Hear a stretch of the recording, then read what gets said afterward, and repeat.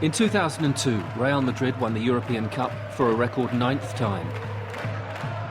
In the decade since, one manager has dominated European football. Few Real fans would have imagined they would still be awaiting their coveted 10th European crown. Nobody would have foreseen the rise and rise of Jose Mourinho, except perhaps the man himself.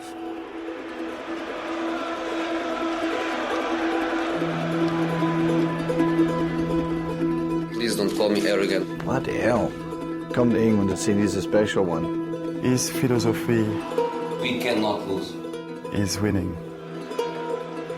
Box office. I didn't answer to Mr. Mourinho. Mind games? This was a game of football, come on. No other manager would do this. For sure the most successful manager in the game. He's a greedy bugger.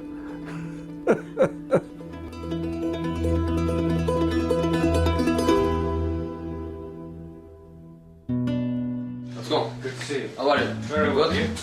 Difficult questions, easy questions. 1, 2, 3, 4, 5. This is the 10th season since you arrived in European football. Much has changed in your life since then. Have you changed? You know, I have more titles. I have more money. I have even more desire to win than I had before. That's my nature. I want to do things well. I want to show my people that in life you have to have ambitions till the end of it. So I try to learn every day. I try to be better every day. And I have exactly the same or more ambition than I had before.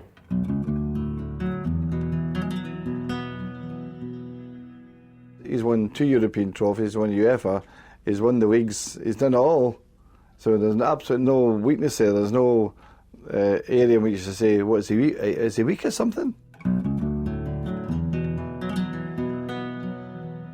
Yeah, I can remember meeting Jose for the first time. It was when I flew into Lisbon to take up my job with Sporting Lisbon. I was met at the airport by the president of Sporting, who couldn't speak a word of English. I couldn't speak a word of Portuguese. And he brought along a bright young lad called Jose Mourinho, who said who he was, what he was, and that he was to be my interpreter. Remate, boa defesa. Bom pass, Rui Barras, segundo goal, jogo acabou. Good-looking guy. Told him not to stand next to me too many times. I knew he was keen, and I knew at one time he would leave me. But I didn't at the time think, you know, that he would become a great.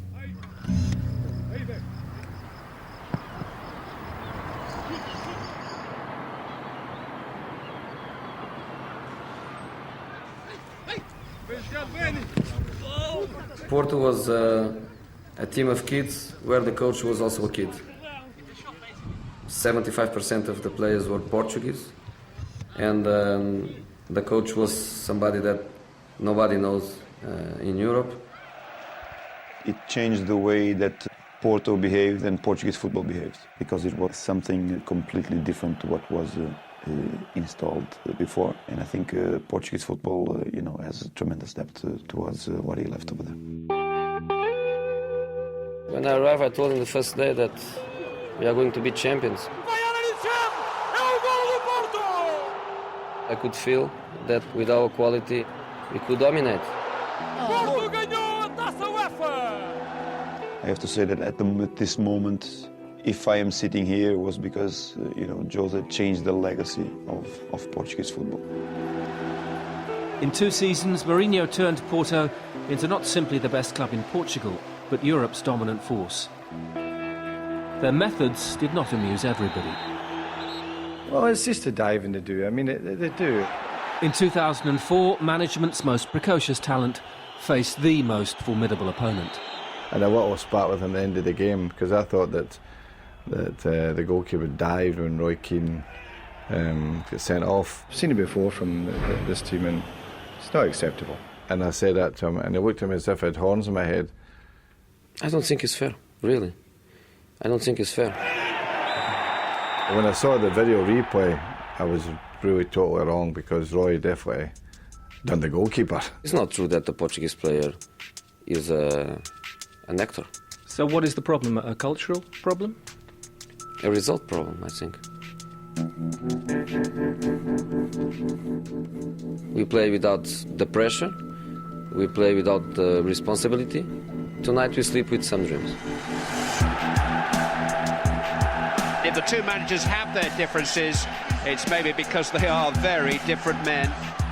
Manchester United appeared to have solved their problem until the second minute of added time. Now or never for Porto.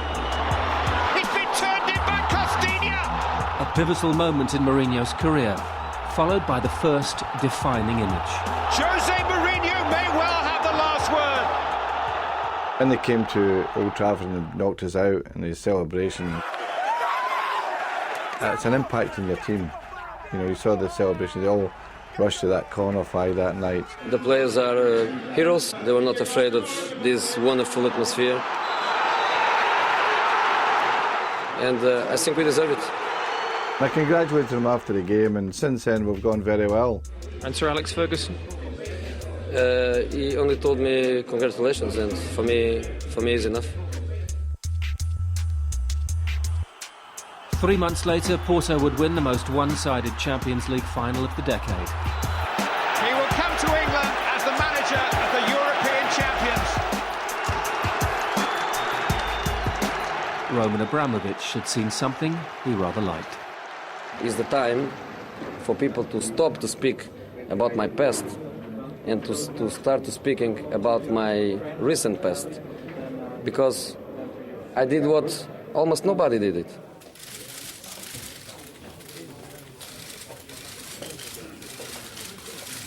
Please don't call me arrogant, because what I'm saying is true. I remember his first press conference, and I said, this is a cocky bugger him. I'm European champion, so I'm not one of the bottle. I think I'm a special one. Box office.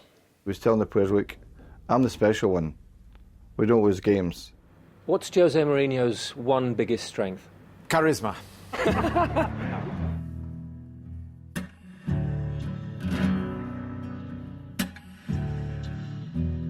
I went through many experiences in football in difficult atmospheres.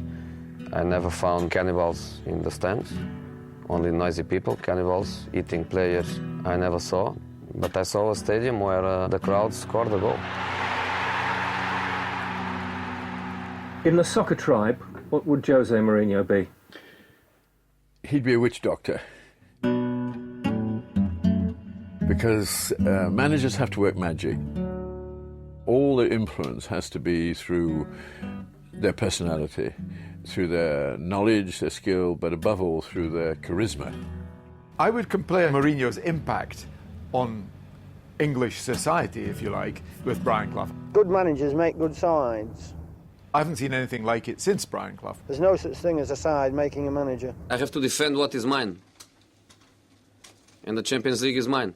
We all like to be liked. And yet show me somebody who's liked by everybody and I'll show you somebody who's wrong. Why should I comment John Cruyff? Who is John Cruyff in this game? When you listen to him giving an interview, you realize that here is a man who is thoughtful, but fearless. I think it's time to stop to criticize Bolton for playing direct football. Why? Because Liverpool play more direct than Bolton. He speaks as he feels, and he makes comments that other managers wouldn't dare to make. I wouldn't change the squad, and I wouldn't change the journalists in the press. When he was dying, Brian Clough said, I rather like this Mourinho. He's a good-looking chap. He takes after me. We have top players. And I'm sorry, I'm a bit arrogant. We have a top manager. And confidence he gave to them about him in his first press conference, because they must have been sitting saying, bloody hell, you know, come to England as only a young man and saying he's a special one. But what I think it did was it told all the players that he had the belief they was going to win the league.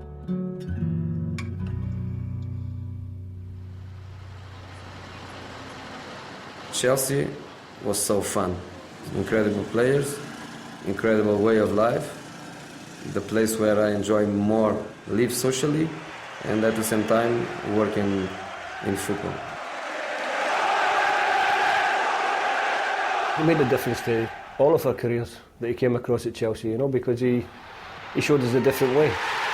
He brought the mindset that every game was important, not just the big one. Every game was important. If you wanted to be champions, you had to pick up the points every week. It was the year the Kings Road Entertainers morphed into a European super club. Ruthless and stylish, Mourinho's Chelsea dominated the Premier League, breaking records for games won and goals scored. There was this sort of myth blown up that Chelsea just defended and were hard-working and ground the opposition down, but that wasn't true. No, tell me, in England, which team plays better than Chelsea? Arsenal? They might get more better critical than us, acclaim sometimes. Yeah. They might get more critical 10 points acclaim. behind. 10 points behind. If it was a physical game, we could stand up to the opposition. If it was an open, entertaining game, we had the players who could win that type of game as well. And they found a way to win. That was the secret and the strength of that Chelsea team. No, at that time I was saying I was special because I was European champions 2 days before that. So I arrived here with my ego. No, it's even higher.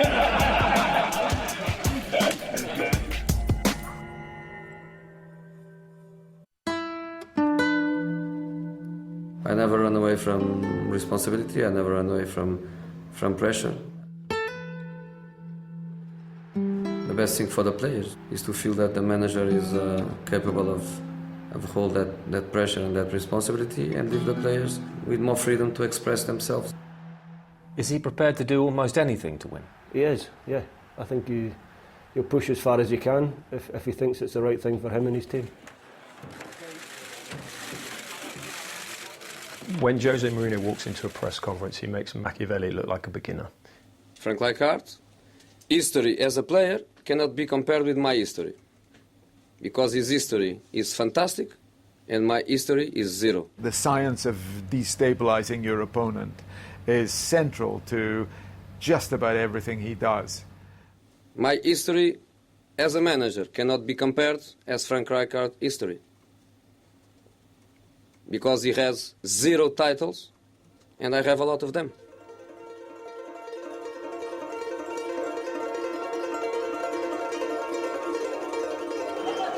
In February 2005, Jose Mourinho returned to Barcelona, the club he'd served for 5 years. Barcelona's huge media entourage swarmed around him. Most still referred to him as the translator.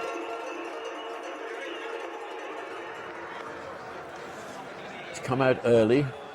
This is a movie star acting in a relaxed way at a time when he cannot be relaxed. The essence of what he's doing here is establishing that he is completely at home, unfazed by anything, completely relaxed. There's no problem. His team are obviously going to win. And that is part of the strategy of what he's doing. Mourinho's players were suitably inspired.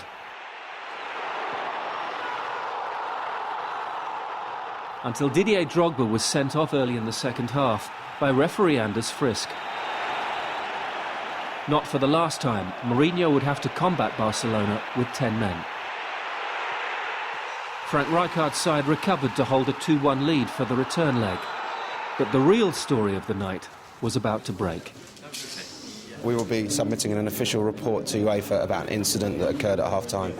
I saw something happen in the tunnel that I thought was wrong and I reported it. There's a rumour, Frank, that the referee Anders Frisk and you talked at half-time. It isn't true. And if people are creating these rumours, then almost, I want to say, that's not the correct attitude after a game. Obviously, I haven't spoken about it much since. I was the person who saw Mr. Rijkaard go towards the dressing room area. It was part of a strategy to do two things, to destabilise Barcelona and to build the stockade mentality within Chelsea. The only mistake I made was that When he disappeared from my view, I thought he was in the referee's dressing room, but I think there's a little corridor about 3 yards before you actually get to the referee's dressing room. I just reported honestly what I saw. I don't know what he's doing in England. If he is doing mind games, so be it. But this was a game of football, come on. And as Frisk received death threats, UEFA's head of referees condemned Mourinho. The enemy of football.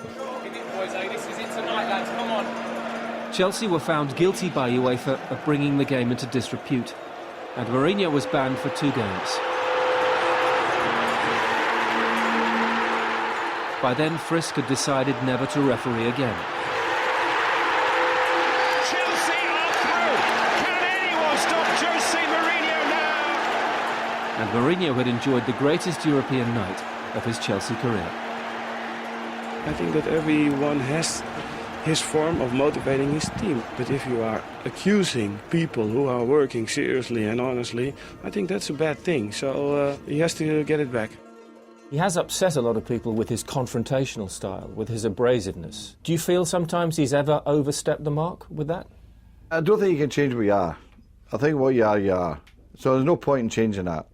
And if he's got that abrasive tone to his management style, it's only helped the teams he's managed. The most difficult thing we did, in my opinion, prove to ourselves and show Barcelona we can be better than them.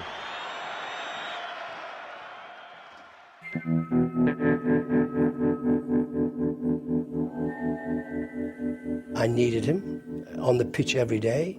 He had an opinion, even in his deliberations with me, and when we were talking about the game and our tactical substitutions and things like that.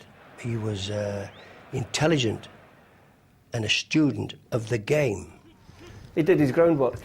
He did his time as coach, assistant to Bobby, assistant to Van Gaal, and then he made the decision to step out on his own. And since then, it's proved to be a hell of a decision. It was also a risk. Mourinho was giving up a well-paid job at Barcelona, and his failed playing career would open no doors. But he'd been studying to be a manager for 15 years, passing exams and collating information. The out-of-work coach spent the summer of 2000 transforming his notes into his own Bible, rewriting the rules of engagement for the 21st century coach. He was a person coming out of a completely different education. Changed the way people train, changed the way people spoke about the game. He had that confidence, he had that superiority.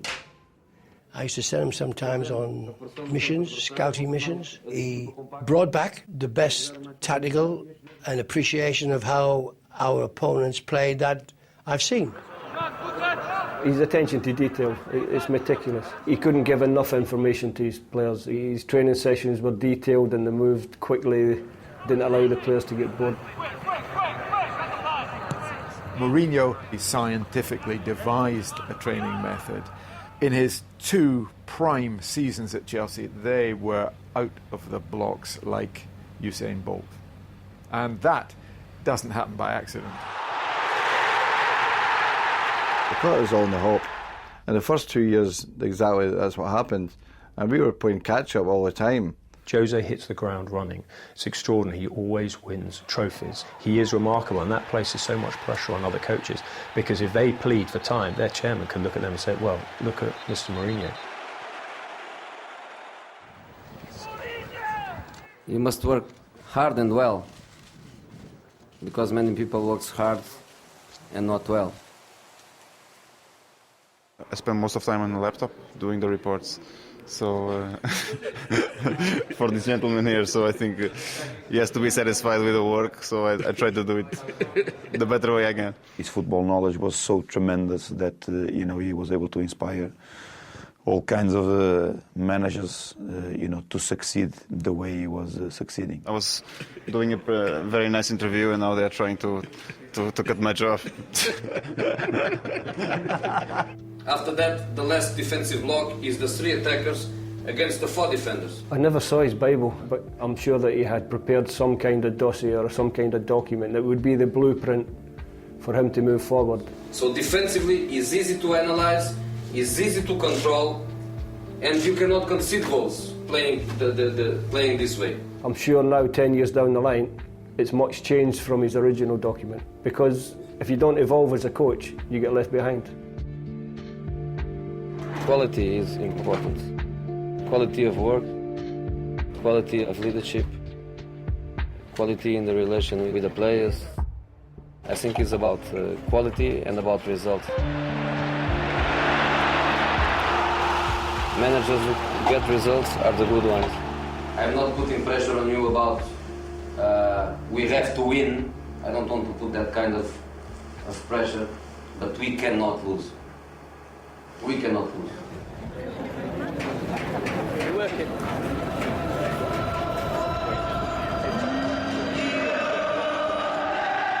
If one club was kryptonite to Chelsea's Superman, it was Liverpool. Gerrard with space, helped in towards Barros, he's beaten Chip to it. They didn't score. The goalkeeper made contact, Luis Garcia was it across the line, goal! I will say this for all my life. There are certain highlights of your career that you never forget. So I never forget the goal nobody saw. The serene capture of 2 Premier League titles had exposed the one glaring failure to secure Europe's biggest prize. I think it's better Spanish questions because they care about the game. And an increasing sourness had begun to replace the sparkle. Are you up against the best coach in the world? He's one of the best, sure. He has a very good team, sure. But they will lose tomorrow.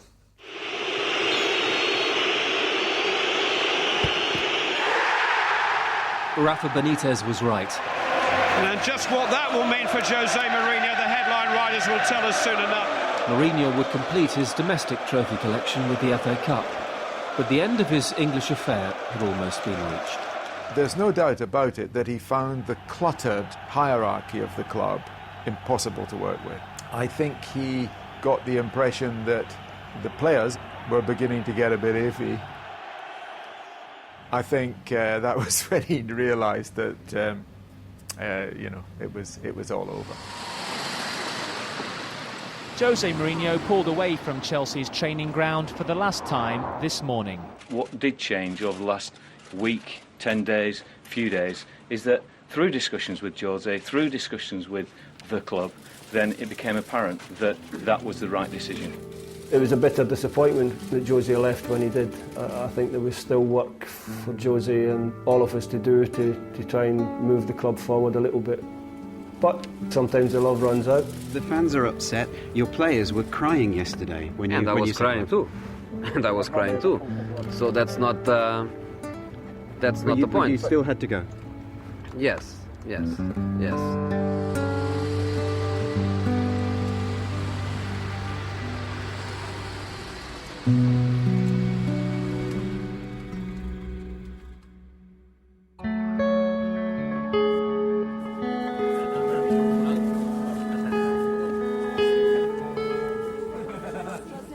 Italy, I cannot say fun. It's difficult. It's really difficult, and every match is very tactical, and every match is a huge challenge to a coach. So to go there and to do what nobody did in the history of Italian football, which was win the treble, is something I cannot forget. Why did you appoint Jose Mourinho? Because Mourinho, the character, I liked a lot the character of Mourinho, and of course the results. From the beginning, I consider Mourinho special. It shouldn't be understated, the ability to take a team out of Serie A at that time, when it was probably at the lowest ebb ever. And he came along and he created this team that could go anywhere. The Italian establishment did not like Jose Mourinho. Of course, because they lose. He's broken the system. He's broken the system, but also because Inter wins, and that is something not really acceptable. It all peaked one tempestuous night at the San Siro, with a gesture that spoke volumes more than any Mourinho soundbite. The Italian Referees Union threatened to go on strike before Mourinho was banned for 3 games. What is it about Mourinho's character that seems prepared to overstep a mark others wouldn't? It's Barcelona. If you subtract from Mourinho's dark side incidents involving Barcelona, he's only grey at worst.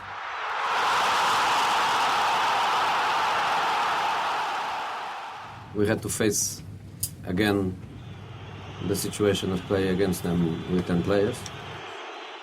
I think you could get the finest psychologist from Oxford University and get him or her to analyse Jose Mourinho's extraordinary relationship with Barcelona Football Club. Barcelona wants to be the best team on the pitch. Chelsea wants to be the best team on the pitch. I hope the referee wants to be the best team on the pitch. He perceives that, you know, they look down on him. So I'm sure there is an element of wanting to prove his former paymasters wrong. I always believe in success, and the reason why I left was because I believe I could have a good future as a manager. When Jose Mourinho was a translator here, did you see him becoming the great manager he is today? No. I have to say that if in that time I would see this talent, I would go to the president and say, "Oh, keep going here because this guy is good." In fact, 6 months after he left Chelsea, Mourinho held talks about becoming the next manager of Barcelona.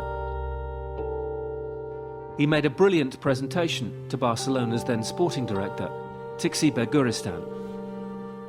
He thought that he could be the Barcelona manager. He kind of approached Barcelona if there was a possibility. And I think all that built up in him. And obviously, whenever he plays against Barcelona, he probably thinks he has to prove himself. Mourinho's refusal to soften his abrasive style was the stumbling block.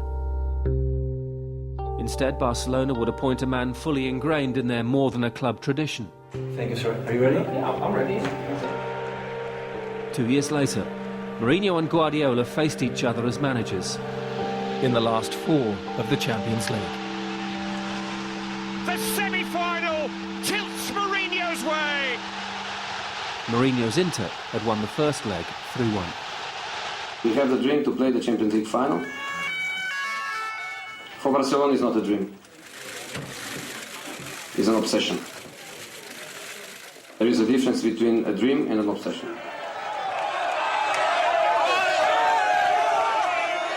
A dream is more pure than obsession. A dream is about pride.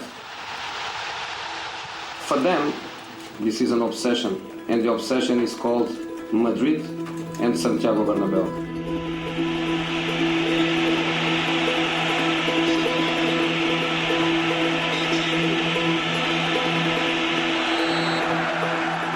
Most of the teams, they don't know how to play against Barcelona. To play against a big team like Barcelona, you have to know exactly the qualities they have and exactly what you have to do. His philosophy is that you may have to play against a team who are better than you, but you have to find a way to win the game.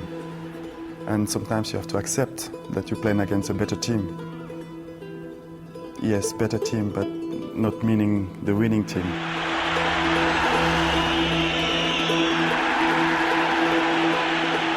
When Thiago Motta saw the red card, Barcelona dugout was celebrating like a goal. I felt in that moment they were feeling the job is done.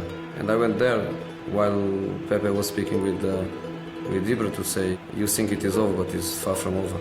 Maybe to motivate myself, maybe to tell them it's not like we think it's going to be. To play against Barcelona for an hour with 10 players in a Champions League semi-final in a stadium where 100,000 people was playing was an incredible achievement for us. We did it, in my opinion, a brilliant way. Inter Milan will go to Madrid, and Jose Mourinho's moment has come again. Barcelona have mocked him, now they fall to him. Once Once upon a time they called you the translator here, but is this one of your proudest moments as a manager? Yes. Is the most proud? Yes. Yes, I won UEFA Cup final, I won Champions League final, I won big matches, I had great moments in my career. And this one is the best one. Jose Mourinho talked about Barcelona having this obsession to go to Madrid and that maybe that would undermine Barcelona. Was he correct? No, I didn't answer to Mr. Mourinho. What about the way that the sprinklers came on at the end? Did you see that when your players were celebrating? Barcelona put the sprinklers on. They got a bit wet. But to clean our blood, because they left the skin, so we needed some water to clean the blood. My players left blood on the pitch.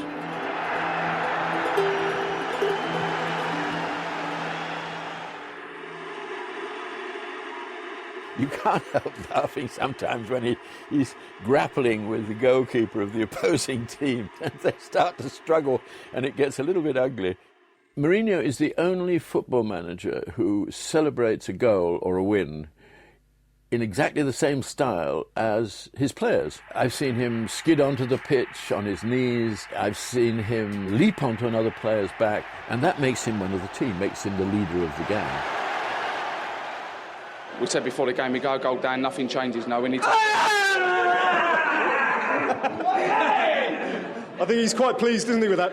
He is happy. He wasn't happy at half-time, but, you know, he's much happier now. Testimony to his work is always players want to play for him.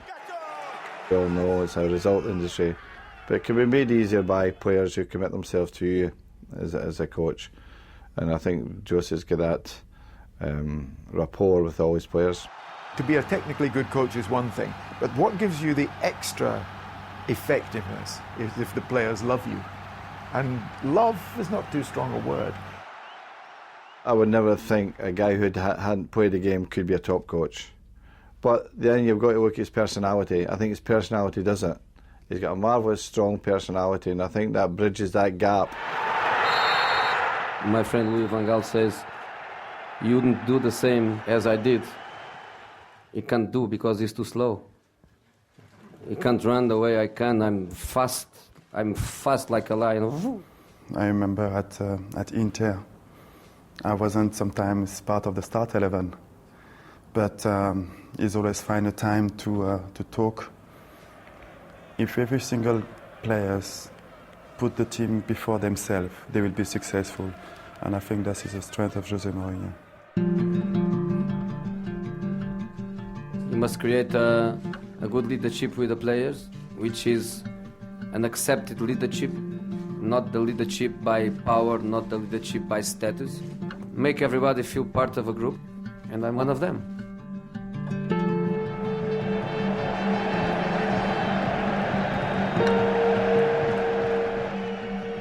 Why should one man be able to change the mentality of a whole team? Because he wins.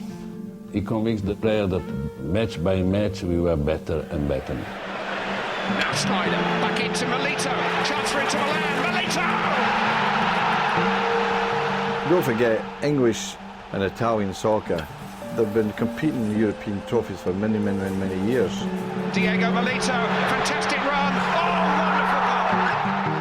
wonderful goal. No one's ever won a treble, either of these countries, until Inter did it and we did it. The last minute when you feel you are European champions, the joy of the players, of the fans, of the president, being this match, the last one with Inter Milan, is even more emotional.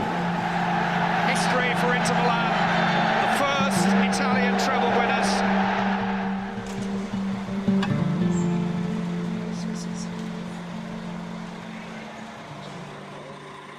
What is he doing? This is a man who is no longer acting. I know he knows there's a camera there, but there's something about this that is movingly genuine. His bond with his players is extraordinarily emotional, and it works both ways. They feel a love for him that I've not heard expressed about any other managers. I was crying because I was saying goodbye. Lots of players, the last part of their career, probably with the last chance or one of the last chances to win that competition. It was an incredible night for me, probably one of my best nights in football. I think it's the best way to leave a team and to leave a job is to live that way, win the Champions League and leave. Jose Mourinho was named FIFA Coach of the Year for 2010. UEFA awarded him nothing.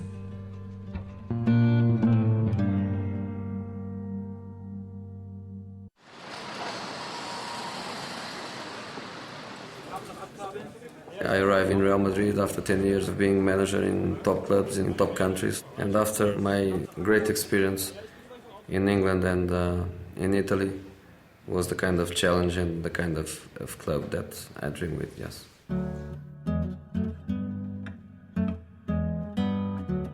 The first thing to be said is it gave him a chance to have a go at Barcelona, to borrow a phrase, to knock them off their perch. They have gone for this Galactical thing. It seems to be an important part of how they view their club. I don't think that sits well with Jose.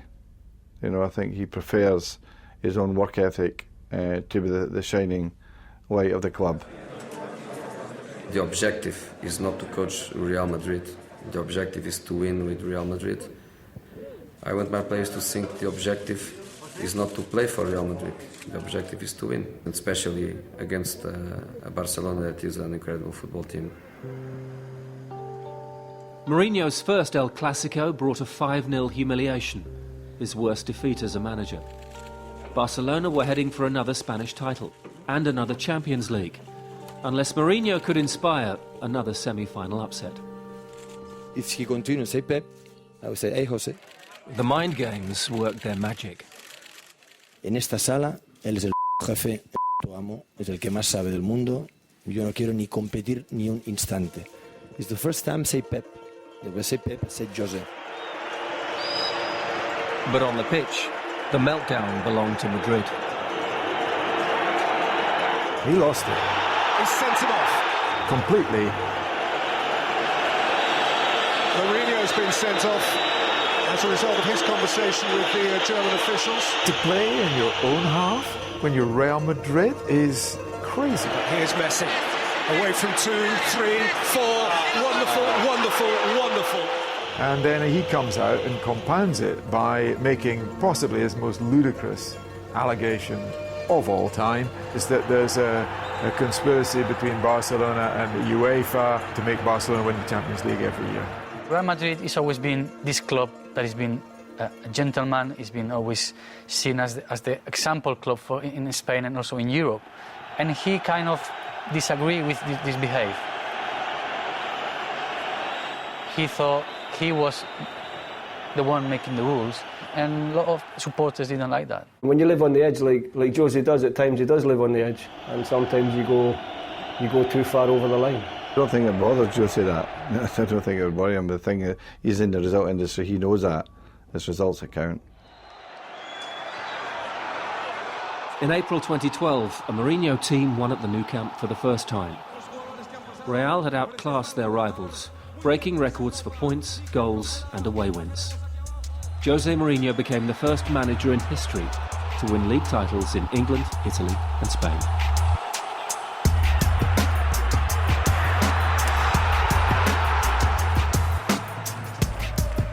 He's basically said, this is our 11, that's your 11, we'll play you at football and see who wins, and it's working much better. It has got the Galacticos, but it's not overloaded with them, and there is a work ethic there that transcends itself to a successful team. And I don't think Real Madrid have always had that in the last 15 years. Hello. What's your biggest strength? I think his love for family. That's the engine of everything. Everything I do is for them. After that, I'm Catholic. I believe in him. I try to be a good man, so he can have a little bit of time to give me a hand when I need. when you hear him talking like that, you realise that this is a man with a very complex brain, a man whose complexity makes him exciting. What about the way that the sprinklers came on at the end? Did you Yes, see that when your players were interesting. celebrating? Barcelona put the He's sprinklers on? thinking very hard. To clean our blood. He never relaxes during these interviews. His eyes are doing these lateral movements. His whole life somehow comes to a peak at these moments. Blood on the pitch. Is Jose Mourinho the manager, as opposed to Jose Mourinho the person? And they are two different people. I never found him arrogant. He came in with a personality, and it was just a personality. I think he's very self-confident. He has a lot of self-belief. Nobody asked me my team. Do you want to know my team tomorrow? So why don't you ask me? What's your team tomorrow? It's too late. I'm sorry. The boasting of Mourinho, I'm the special one, is a kind of joke. It's not to be taken seriously, and anybody who does take it seriously is missing the point. Why do you think Chelsea have suffered so much since you left Stamford Bridge? Because I left Stamford Bridge. No, I'm joking. Is the man you share a glass of wine with after the game the same man as the one? No. It's definitely not. There's a definite difference there. I mean, when he comes into my office and he can take a joke against himself. That's what I like about him. You know, I give him a lot of stick. You know, I give him plenty of stick, and he laughs it off. You know, no, he's got a good personality for that kind of thing. If you ask my wife or my kids if I'm the bad guy or the good guy, they will say I'm the number one guy in the world. I agree. Everything was very, very, very fast for me, but I can cope with that. I don't change because of that success. What keeps you awake at night? Nothing. I sleep perfect.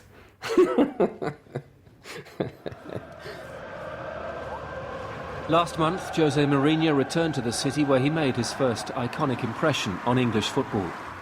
Manchester City hosted Real Madrid on a relatively understated night for the manager. Real advanced from the Champions League group stage to move one step closer to ending that wait for a 10th European Cup. The next challenge for Jose Mourinho. Yes or no, is your career incomplete if you don't win the Champions League for Real Madrid? My career is always incomplete, and nobody puts pressure on me because I put pressure on myself. There is no club bigger than Real Madrid, and European football matters so much to Jose Mourinho. He must, of course, win the Champions League with Real Madrid. In fact, if he doesn't, it'll be a black mark. A failure? Yes. Yes.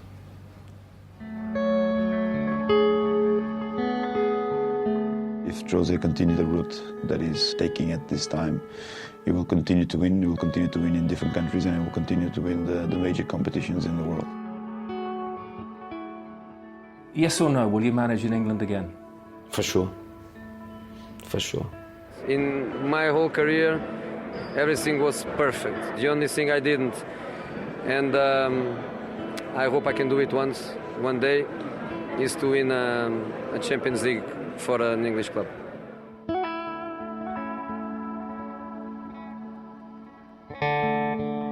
He says he will come back to England and manage.